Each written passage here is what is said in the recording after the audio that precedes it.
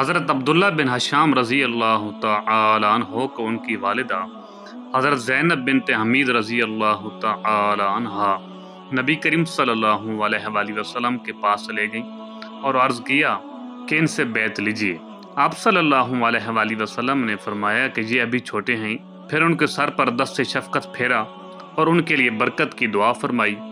بعد میں حضرت عبداللہ بن حشام رضی اللہ تعالی عنہ بازار میں کھانا خریدتے تو حضرت ابن عمر رضی اللہ تعالی عنہ اور ابن زبیر رضی اللہ تعالی عنہ ان کے ساتھ شریک ہو جاتے، کیونکہ نبی کریم صلی اللہ علیہ وآلہ وسلم نے ان کے لیے برکت کی دعا فرمائی تھی۔ سبق: نبی کریم صلی اللہ علیہ وآلہ وسلم کی دعا میں برکت ہے اور نیک لوگوں کے ساتھ شراکت میں خیر و برکت حاصل ہو سکتی ہے۔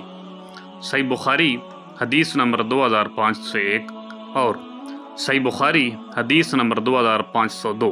حضرت ابن عمر رضی اللہ تعالی عنہ سے روایت ہے کہ نبی کریم صلی اللہ علیہ وآلہ وسلم نے فرمایا، جس شخص نے مشترکہ غلام میں اپنا حصہ آزاد کیا، اگر اس کے پاس اتنا مال ہو کہ غلام کی مکمل قیمت ادا کر سکے تو اسے پورا غلام آزاد کرنا ہوگا اور دوسرے شریکوں کو ان کے حصے کی قیمت ادا کی جائے گی۔ صحیح بخاری حدیث نمبر 2503۔ حضرت ابو ہریرہ رضی اللہ تعالی عنہ سے روایت ہے کہ نبی کریم صلی اللہ علیہ وآلہ وسلم نے فرمایا، جس شخص نے مشترکہ غلام میں اپنا حصہ آزاد کیا، اگر اس کے پاس مال ہو تو اسے مکمل آزاد کرنا چاہیے، اور اگر مال نہ ہو تو غلام سے مناسب کام لے کر اسے آزادی حاصل کرنے کا موقع دیا جائے، لیکن اس پر ایسا بوجھ نہ ڈالا جائے جو اس کے لیے ناقابل برداشت ہو۔ صحیح بخاری حدیث نمبر 2504۔ حضرت ابن عباس رضی اللہ تعالی عنہ بیان کرتے ہیں کہ نبی کریم صلی اللہ علیہ وآلہ وسلم اور صحابہ رضی اللہ تعالی عنہ حج کے لیے مکہ پہنچے۔ آپ صلی اللہ علیہ وآلہ وسلم نے صحابہ کو حکم دیا کہ حج کے احرام کو عمرہ میں تبدیل کر لیں، عمرہ مکمل کر کے احرام کھول دیں۔ بعض لوگوں نے اس پر تعجب کیا۔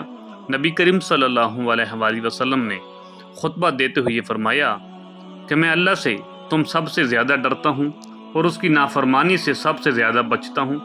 سبق: اللہ اور اس کے رسول کے حکم کے سامنے اپنی رائے کو مقدم نہیں کرنا چاہیے۔ صحیح بخاری حدیث نمبر 2505 اور صحیح بخاری حدیث نمبر 2506۔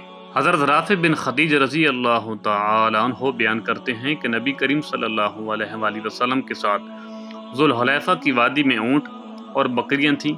لوگوں نے جانور ذبح کر کے گوشت ہانڈیوں میں ڈال دیا۔ نبی کریم صلی اللہ علیہ وآلہ وسلم تشریف لائے اور ہانڈیاں الٹنے کا حکم دیا۔ پھر تقسیم میں ایک اونٹ کو 10 بکریوں کے برابر قرار دیا۔ ایک اونٹ بھاگ گیا تو ایک شخص نے تیر مار کر اسے روک لیا۔ صحیح بخاری حدیث نمبر 2507۔